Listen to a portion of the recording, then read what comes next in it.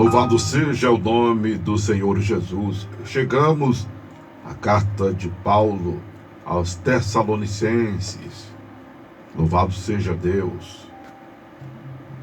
Esse capítulo primeiro ele é tão curtinho que eu vou ler com vocês. Normalmente eu não faço essa leitura assim, por conta do nosso tempo, né? E também para motivar vocês a lerem o capítulo antes ou depois da abordagem. Mas como é que eu vou saber, pastor, o capítulo que o senhor vai abordar? É só acompanhar a leitura sistemática que estamos fazendo. No programa anterior eu terminei Colossenses, então estamos lendo, começando Tessalonicenses, a sequência é o capítulo 2, 3, e aí depois terminar esta carta, 2 Tessalonicenses, né?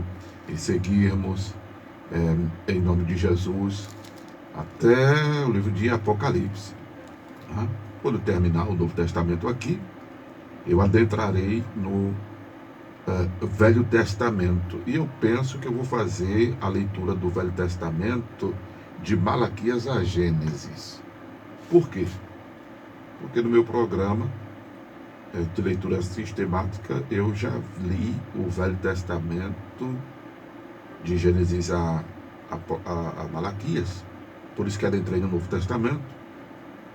E claro, isso não foi aqui na Tamandaré, estava em outra emissora. Afinal de contas, foram 17 anos e 9 meses esse meu intervalo da minha primeira edição na Rádio Tamandaré para este segundo momento, esta segunda edição eu chamo, desde o dia 10 de março de 2025. Né? Então, tempo demais que tivemos fazendo isso.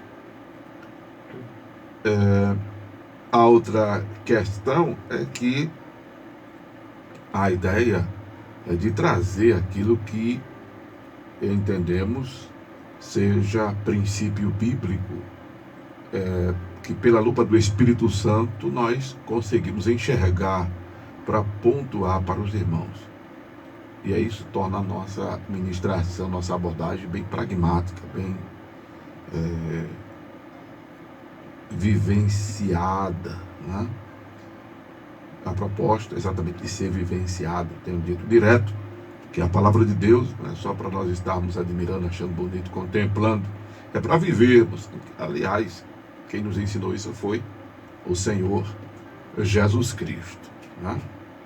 Mas eu vou ler com vocês hoje, extraordinariamente assim, esse capítulo 1 de Tessalonicenses, Paulo e Silvano e Timóteo, a igreja dos Tessalonicenses, em Deus, o Pai, e nosso Senhor Jesus Cristo. Graça e paz tenhas de Deus, nosso Pai, e do Senhor Jesus Cristo. Sempre damos graças a Deus por vós todos, fazendo menção de vós em nossas orações, lembrando-nos sem cessar da obra da vossa fé, do trabalho, da caridade, do amor, como tem outras versões, e da paciência, da esperança em nosso Senhor Jesus Cristo, diante de nosso Deus e Pai. Sabendo, amados irmãos, que a vossa eleição é de Deus, porque o nosso evangelho não foi a vós somente em palavras, mas também em poder, e no Espírito Santo, e em muita certeza, como bem sabeis, quais fomos entre vós por amor de vós. E vós fostes feitos imitadores e do Senhor, e vós fostes feitos nossos imitadores e do Senhor, recebendo a palavra em muita tribulação, com gozo do Espírito Santo, de maneira que fostes exemplo para todos os fiéis na Macedônia e Acaia, porque por vós soou a palavra do Senhor, não somente na Macedônia e Acaia, mas também em todos os lugares. A vossa fé para com Deus se espalhou, de maneira que já dela não temos necessidade de falar coisa alguma, porque eles mesmos anunciam de nós qual a entrada que tivemos para convosco, e como dos ídolos vos convertestes a Deus, para servir ao Deus vivo e verdadeiro, e esperar dos céus a seu Filho, a quem ressuscitou dos mortos, a saber, Jesus, que nos livra da ira futura. Louvado seja o nome do Senhor. Louvado seja o nome do Senhor. É gloriosa esta carta de Paulo aos Tessalonicenses, porque nós temos aqui exatamente um modelo de inspiração, amados, para nós. Nesta carta, que se situa como o 13º livro do Novo Testamento.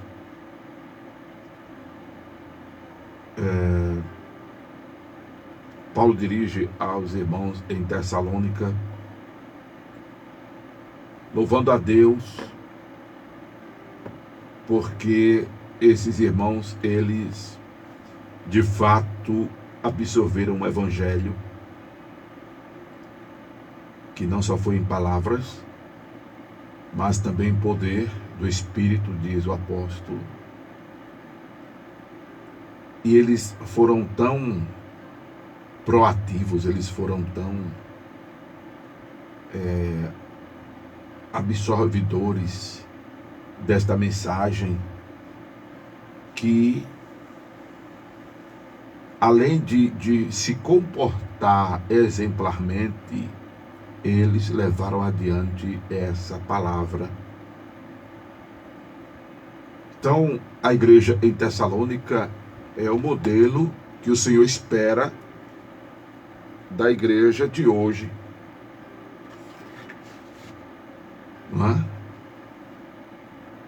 Eu até penso, teologizando, sabe, amados, que cada livro da Bíblia, ele descreve a personalidade do povo de Deus em tempos diferentes. O Velho Testamento, se você observar,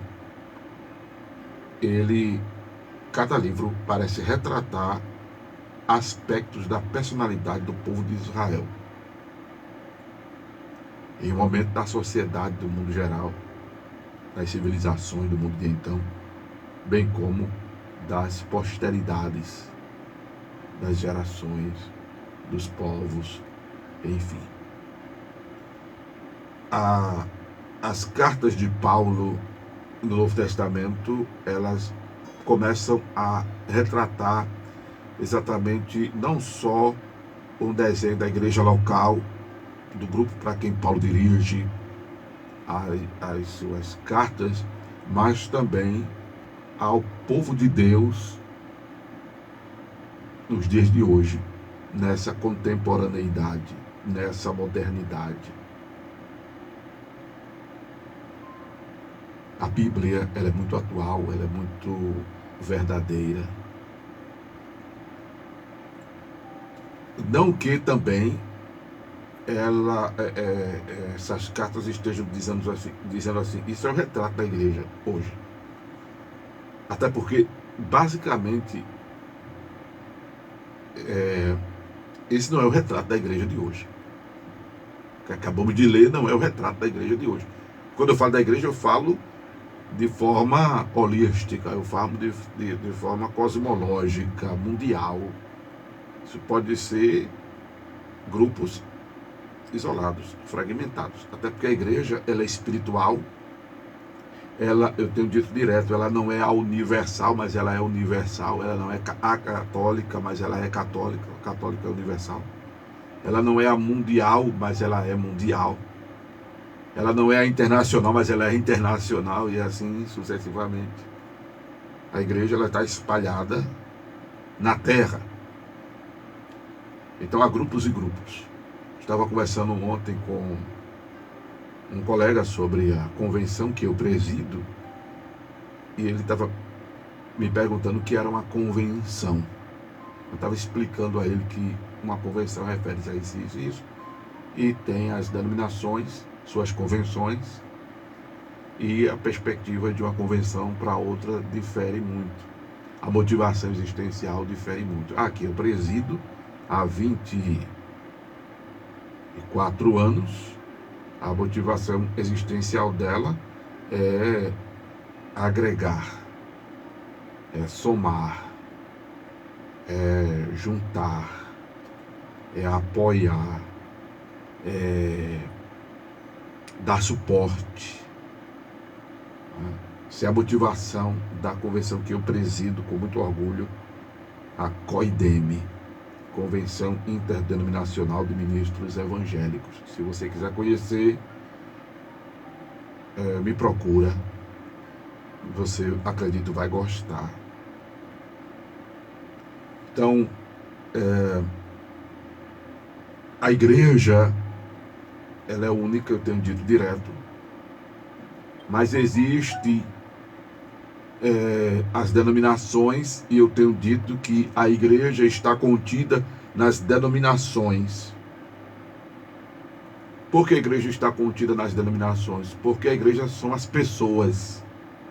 As denominações são instituições.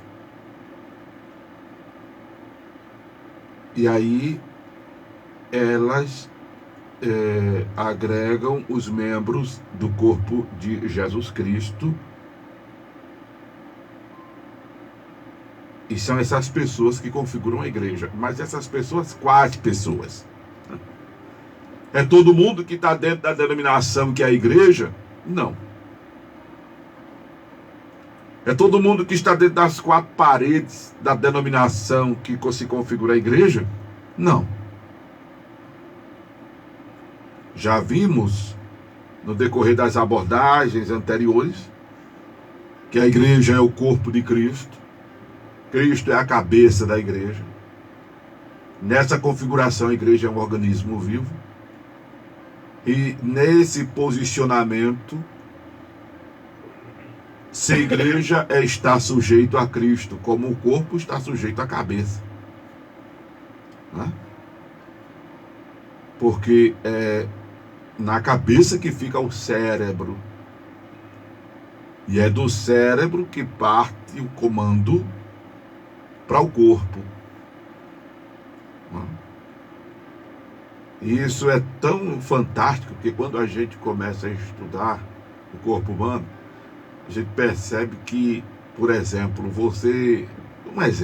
você sentiu uma pontada de agulha de um espinho, qualquer coisa pontiaguda na sola do pé. Aquela mensagem, ela sobe pelos neurônios, porque a gente tem neurônio espalhado em todo o corpo. Neurônio não é só na cabeça não, tá, pessoal? Sobe para o cérebro, através da medula espinhal, através dos nervos, que conectam-se à medula espinhal. E aí, tudo isso é um sensor, tudo isso são sensores. E aí, vai para o cérebro, olha como isso é rápido, tá? Vai para o cérebro, e o cérebro manda a resposta. Aí a resposta é de acordo com o que você sentiu. Se foi quentura, se foi frio, se foi uma furada. E quem diz a mensagem, quem caracteriza essa mensagem do furo, do frio e do quente, é o cérebro. Só para você entender que o corpo está sujeito à cabeça. Efésios 5:24 é usado ali a correlação conjugal para dizer que a igreja está sujeita a Cristo. Ou seja, ser igreja é mais do que ser crente, porque crente por crente até o diabo é. Crente por crente até o diabo é. Ser igreja é mais do que ser evangélico, adepto da reforma do século XVI. Ser crente ou ser igreja é mais do que ser evangélico. Movimento que surgiu no ano de 1902, já do século XX, então. Ser igreja é mais do que ser pentecostal, termo aplicado no Brasil para o movimento wesleyano a partir da chegada de Gunnar Wingre e Daniel Bergs. Antigamente era chamado de movimento wesleyano. Antigamente isso entre a reforma e o ano de 1910, que é quando os missionários chegam aqui no Brasil e traz a doutrina do movimento pentecostal. Ser igreja é mais do que ser neopentecostal, movimento que beira aí os aproximados 50 anos, já vou botar 50 anos. Ser igreja é mais do que ser gospel, que é a versão americana, né, do evangelho. Ser igreja é mais do que saber cantar hino, falar em línguas estranhas. Sim, até porque agora tem o de poucos, de pai, de bem, de best, algumas coisas assim, tem essas palhaçadas, né? Tem esse movimento agora aí. Essa igreja é mais do que falar em línguas estranhas, porque tem um movimento carismático e ensina as pessoas a falar línguas estranhas. Complicado. E não é de agora não é por causa do The King, The Power, The Best, não. Isso já vem lá atrás. Já veio palhaçada mesmo. Já vem lá atrás. E não é só fora do circuito evangélico que a turma tem ensinado. Não é só fora do circuito evangélico que a turma tem ensinado a falar línguas estranhas, não. Dentro do movimento evangélico, do suposto movimento evangélico, houve uma denominação, que eu evito dizer nomes aqui, mas que ensinavam as pessoas a falar línguas estranhas. E vocês sabem disso, vocês que acompanham a história da igreja evangélica no Brasil sabem disso. Não é? Um grupo de pastores, de bispos, que ensinavam as pessoas a falar línguas estranhas, falar em língua. Esse mesmo pessoal trouxe o movimento do profetize. Esse mesmo pessoal trouxe a ideia do movimento positivista.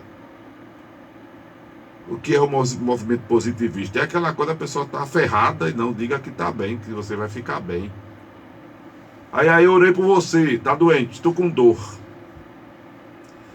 Diga que não está com dor. E a pessoa, não, eu estou com dor. Não, mas diga que não está com dor, para a dor desaparecer. Oxente, não é mau o nome de Jesus, não. Ah, por que era esse movimento? Era aquele movimento, não sei se vocês lembram, de aparecimento de dente de ouro. Lembra desse movimento? De oração para aparecer dente de ouro. Aí a pessoa orava e aparecia logo um dente de ouro, irmão. Olha aí. Eu ainda não vi um pobre aparecer um dente de ouro na boca dele. Mas o povo elitizado aparecia. Ah, não era cada farsa. Como diz o humorista, isso é uma farsa. Né?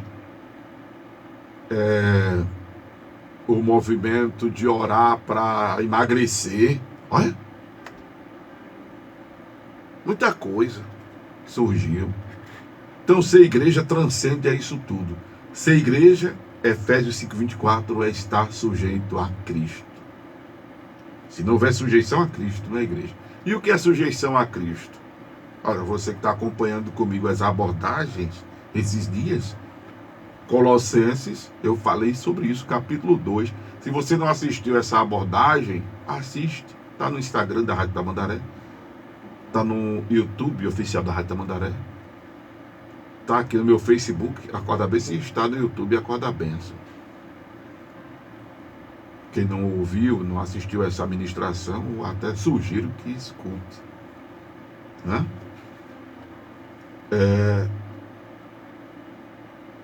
Ser igreja é estar sujeito a Cristo. Essa sujeição a Cristo implica em você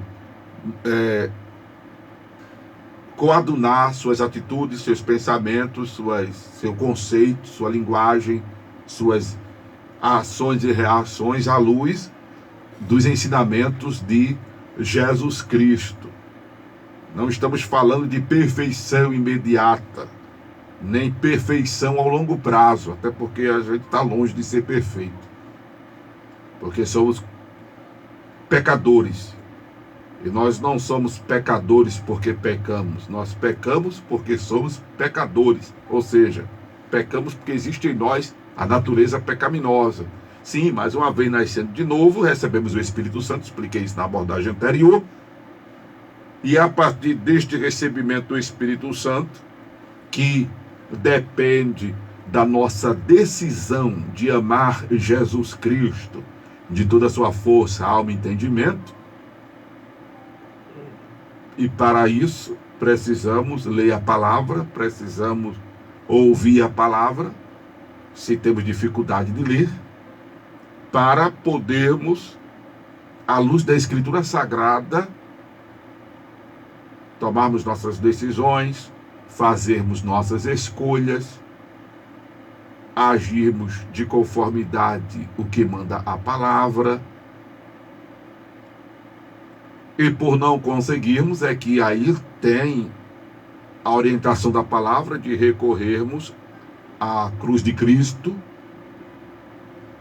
e confessarmos o pecado e recebemos assim o perdão, e assim nos erguemos e seguimos na caminhada, no propósito de acertar, de ser agradáveis a Deus. E aí nós vamos seguindo. Não é? Não desista por ser falho. Não desista por ser fraco. Não desista por errar. Não desista por não conseguir acertar sempre. Não desista por, enfim,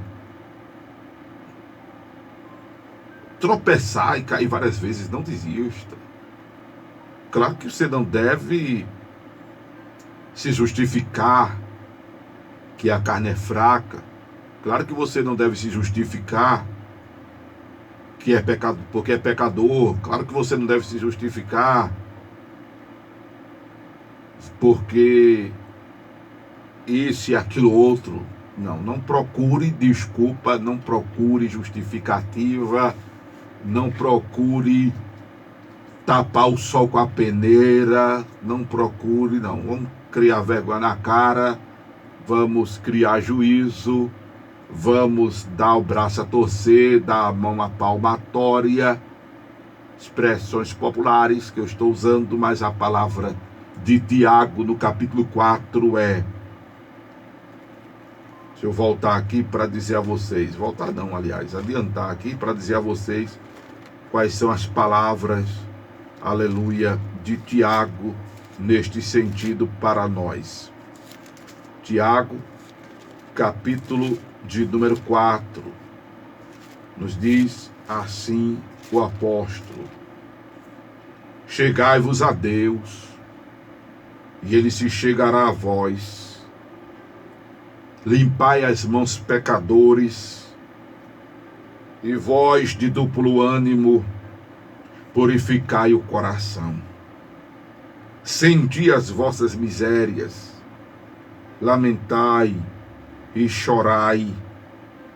Converta o vosso riso em pranto, o vosso gozo em tristeza. Humilhai-vos perante o Senhor, e Ele vos exaltará. Amém? Louvado seja Deus. Não permita que ninguém venha tripudiar da sua situação pecadora, porque ele ou ela não é melhor do que você, mas também não fique se ensoberbecendo disso, porque assim, fulano faz, eu vou fazer também. Mas fulano erra, eu vou errar também. Não se permita ser tripudiado, nem venha tripudiar pela sua falha, nem a falha de ninguém. Outra coisa que também pode acontecer é se deixar abater pela acusação de Satanás. Quer ver, quando Satanás não vem, manda o secretário, né? E aí a ideia do diabo é lhe acusar todo dia, o dia todo, para lhe abater. A Bíblia diz em Apocalipse 12 Ai dos que habitam na terra e no mar, porque o diabo desceu a vós e tem grande ira, sabendo que já tem pouco tempo. Ele antes nos acusava diante de Deus, mas agora não, já faz tempo, ele não tem mais acesso ao divino, só tem acesso à presença do divino, os lavados e remidos pelo sangue de Jesus, até porque Jesus rasgou o véu do templo, aleluia, para que todos nós cheguemos a ele. Satanás agora, o diabo, né? Satanás é quando tenta, o diabo é quando acusa, é o mesmo elemento imprestável. Ele acusa a gente, tipo assim: rapaz, tu fizesse isso, tu fizesse aquilo outro, tu não presta para ser crente. Tá vendo aí? Olha, tu caísse, ó, voltasse, ó, desse um trago no cigarro, na droga, na maconha, no crack, na heroína, olha, tu voltasse à prostituição, olha, tu voltasse a beber, olha aí, tu não presta, aí tá vendo? Deu um vacilo, tu pegasse o que era do irmão na igreja, papai, tá vendo? Aí você, eita mesmo, não dá pra eu ser crente não, não dá pra ser crente não, aí você desiste. Não, pastor Amaro, eu não estou indo para a igreja porque eu estou fumando ainda. Pastor Amaro, eu não estou indo para a igreja. Eita, Jesus está falando com muita gente nessa hora. Pastor Amaro, eu não estou indo para a igreja porque eu, de vez em quando, pastor, eu estou bebendo.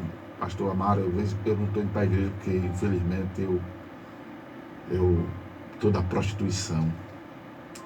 Pastor Amaro, eu não estou na igreja porque, felizmente, pastor, a pessoa deu um vacilo, eu peguei o bem dela. E eu estou com uma vergonha medonha, não sei nem como é que eu faço. Aliás, eu já me desfiz, eu já vendi. E agora? Mas, gente, Jesus está vendo isso tudinho. Deixa eu dizer uma coisa a você. Não tem ninguém que lhe entenda mais do que Jesus. Tem ninguém que lhe entenda mais do que Jesus. Talvez eu, humano, não vai entender. Eu particularmente até entendo. Felizmente eu até entendo algumas coisas. Né?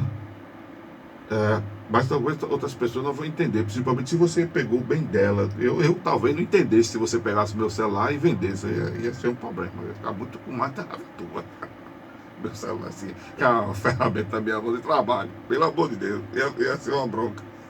Mas aí eu ia conversar com tu para tu me dar outro, né? Que eu acho que você deve fazer isso. Trabalhar para restituir o bem da pessoa. Irmão, me perdoa. Agora, assim, ou você, agora assim, depende de quem seja a pessoa, né? Você vai ter que ver como resolver isso. Vamos ter calma também, né? Não vamos ser radical demais, né? Porque aí você vai no seu arrependimento, aí o seu arrependimento pode gerar um problema lá no outro. O outro pode querer que o outro não seja tão convertido como tu. Porque às vezes a gente se engana com a aparência. A gente acha que a pessoa... Porque qual é o mais convertido? O que se arrepende e se retrata? Ou o que camufla mudança, mas na hora de se mostrar nova criatura, aleluia. Tu tá entendendo o que eu tô dizendo? O vaso de alabastro. É forte isso. Tu tá dizendo o que eu tô dizendo? Tu tá entendendo o que eu tô dizendo? Aí vamos lá, eu vou dar um exemplo aqui, para entender melhor, eu vou dar um exemplo aqui. Aí o irmão Sérgio tá ali, crente todo, aleluia, glória, Jesus, aleluia, com o celular dele. Aí digamos que eu tenha aquela problemática de pegar o que é dos outros. Aí o irmão Sérgio deu uma bobeira, eu tô bem fraco na fé, peguei o celular dele, ele foi no banheiro, deixou no banco, eu peguei, botei no bolso. Pai, a fraqueza reinou, né? O erro, né? As coisas reinou. Aí o irmão Sérgio esqueceu o celular, peguei, levei, dei fim. Mas eu me converti, de verdade. Isso foi um vacilo. Se eu for um vacilo, acontece. Você diz, não é pastor? Oxente, E não acontece pelas outras coisas, porque não pode acontecer por essas. Entende o que eu estou dizendo? Não acontece. Você às vezes não diz uma pornofonia, você às vezes não fuma um cigarro, você às vezes não bebe um copo de cerveja, às vezes você não toma uma dose de uísque, de vodka, de cachaça, de aguardente, às vezes você não olha para as coisas. Por que não pode acontecer um vacilo desse? Não acontece. Aí o cara pegou, deu fim e tal, e meu Deus, aí o Espírito Santo fica. A consciência pesa. E agora? Mas rapaz, não era pra eu ter feito isso. Aí o irmão aparece depois, mas rapaz, eu perdi meu celular. Deixei meu celular não sei aonde. E aí tu, meu Deus do céu, meu Deus do céu. Tô dando um exemplo. Aí você se arrepende. Aí você, eu vou ocupar um celular e vou dar pro irmão. Aí de repente você já não pega outro de alguém para dar para ele, né? Como fez do Gum dele. Você resolve comprar um celular para restituir. Irmão, comprei o celular, tome. Aí, irmão, que é isso? Obrigado, então, tome o celular. Pode resolver-se dessa maneira? Pode. Porque poderá gerar um problema, não sei, se você chegar. Irmão, ô Sérgio, teu celular, minha benção, infelizmente, eu vi o teu celular e infelizmente eu peguei, meu irmão. Deu uma fraqueza em mim, tu sabe a minha vida, eu peguei, tu não sabia, eu tenho esse problema de pegar o que era dos outros. E eu peguei teu celular e dei fim. Se o irmão Sérgio não for convertido de verdade, aí tu vai ver com quantas madeiras Noé fez a arca. Vai ou não vai? Vai. O irmão Sérgio vai te denunciar a polícia, talvez. Se eles não meter a mão em tu já de primeira. Se ele dá uma porrada em tu, de primeira, aí o bicho vai pegar. Ele vai, na calada, te denunciar a polícia. Não vai ser problema? Não vai ser problema? Vai ser problema. Entende, irmão? O que se arrependeu, tentar reparar o erro. Mas agora eu pensei que ele era realmente convertido. Gerei agora o quê? Um outro problema para mim mesmo, né? Então tem que pensar como vai resolver isso. Ou então você fala com a pessoa que você passou o celular dele, pega de volta. Ele diz, bom, ó, eu peguei e não sabia que era teu, toma. Pronto. Entrega. Aí vai ficar supostamente tudo na paz. Tem que ter uma direção de Deus para saber resolver as coisas. Porque às vezes você sai de um buraco e cai no precipício. Não é? De repente você já viveu algo parecido. Já viveu algo parecido. Mas ser igreja não é ser perfeito. Ser igreja é estar de verdade convertido e procurar vivenciar o Evangelho, os ensinamentos de Jesus. Vamos voltar ao capítulo 1 de Tessalonicenses. Glória a Deus. Tantas horas passam. Paulo glorifica a Deus pela igreja em Tessalônica, porque os irmãos viviam a palavra e viviam a palavra de forma exemplar ao ponto de expandir este evangelho. E outra coisa, eles eram perseverantes mesmo na tribulação. Eram perseverantes mesmo na tribulação. Eram imitadores dos apóstolos, imitadores do Senhor. Agora vejam, quando eu estava lendo esse capítulo, eu me lembrei de Hebreus 12, verso 2. É essa a referência. Olhando para Jesus, o autor e consumador da fé, o qual pelo gozo que lhe estava proposto, suportou a cruz e desprezou as afrontas e sentou-se à destra da majestade divina. Um foco. Jesus tinha um foco. Era ver a salvação das nossas almas e voltar à glória celestial. Por isso que ele suporta a cruz e despreza as afrontas. pelo gozo que lhe estava proposto. O gozo era a salvação das nossas almas e voltar à glória celestial. Os crentes em Tessalônica, eles eram exemplo, eles viviam o evangelho, eles eram perseverantes, mesmo vivendo situações tribulacionais, porque eles esperavam do céu Jesus Cristo, quem ressuscitou dos mortos e que nos livra da ira futura. Eu quero dizer a você, muita coisa tem para dizer aqui, que Jesus cura, que Jesus consola, que Jesus resolve problemas de todas as ordens.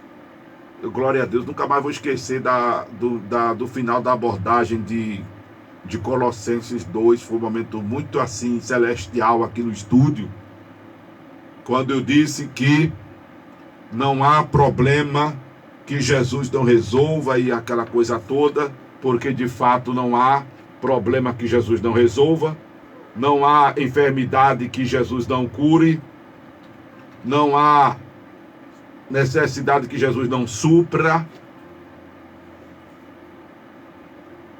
Porém, o maior propósito da encarnação do Verbo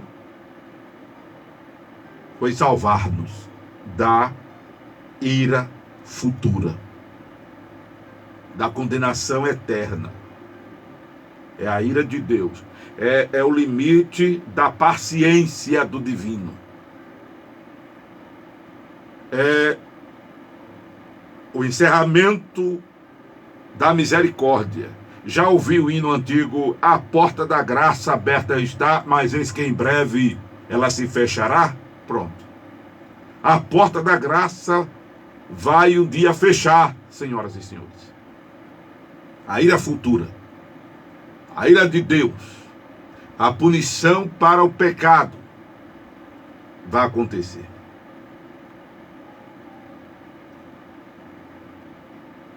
E os crentes em Tessalônica, eles esperavam o Senhor do céu. Eles estavam vivenciando o evangelho, inclusive mantendo uma relação sociável de amor, de altruísmo, de empatia. Eles cuidavam de viver uma relação sociável sarada, porque eles preconizavam aquilo que já diz o escritor aos Hebreus: seguir a paz com todos e a santificação, sem a qual ninguém verá o Senhor. Eles eram coadjuvantes dessa vivência. Aleluia! Porque eles estavam esperando Jesus voltar. Você está esperando Jesus voltar? Deixa eu lhe dizer que a volta é iminente, ou seja, pode acontecer a qualquer hora, a qualquer instante. Quando eu digo que devemos ser crentes para ir morar no céu, não é só na perspectiva da nossa finitude. Ou seja, no fato de que vamos morrer, e que para morrer, diz minha avó, basta estar vivo. Estou só falando, né? De você, seja quem vai morar no céu, para tipo assim, qualquer cara pode morrer. Não é fato, qualquer cara pode morrer. Uma vez perguntaram a um cidadão de idade, eu achei muito engraçado. Até tem os memes aí na internet, né? Cidadão com 100 de lavar o trem. É como se eu perguntasse a minha avó, que graças a Deus ainda tem conosco, 102 anos. É como se eu perguntasse para ela: voinha, qual o segredo de viver? Nos memes, o senhor diz. A pergunta foi: qual o segredo de viver tanto? Aí ele responde: é não morrer. Eu achei engraçado. É engraçado, né? Louvado seja Deus. Quando eu falo seja quem vai morar no céu, estou falando apenas dessa nossa finitude, que é tão iminente quanto a volta de Jesus, porque a gente não sabe o dia nem a hora que vai morrer. Mas estou falando da volta de Jesus também. Da volta de Jesus também. Ela é iminente, pode acontecer a qualquer instante. E se a gente focar nisso, a gente vai procurar viver o evangelho de forma mais autêntica. Concorda? A gente vai procurar viver a cristandade de forma mais autêntica. Irmão, vamos parar de brincar de ser crente. Não estou falando de você ser sisudo, não rir. Quem brinca está aqui. Quem me conhece sabe essa cara de delegado, porque já disseram que a minha cara era de delegado. Né? Aleluia, é forte. Federal, ainda mais se for, eita glória, né? Mas quem brinca está aqui, sabe que eu sou muito extrovertido. Né? Não estou falando de sisudez, não estou falando de perfeccionismo, não estou falando de perfeição, não estou falando, sabe, irmão, de uma santidade hipócrita. Acabei de ministrar Colossenses e refutei essa hipocrisia em nosso meio. De não faça isso, de não faça aquilo e faz pior. Não é disso. Vamos viver o evangelho de acolhimento, de altruísmo, de aceitação. Eu tenho ministrações no YouTube que o tema é: igreja é lugar de aceitação. Louvado seja Deus. Vamos viver o evangelho não em função dos outros, mas em função também dos outros, porém, sobretudo de nós mesmos, porque cada um dará conta de si mesmo a Deus.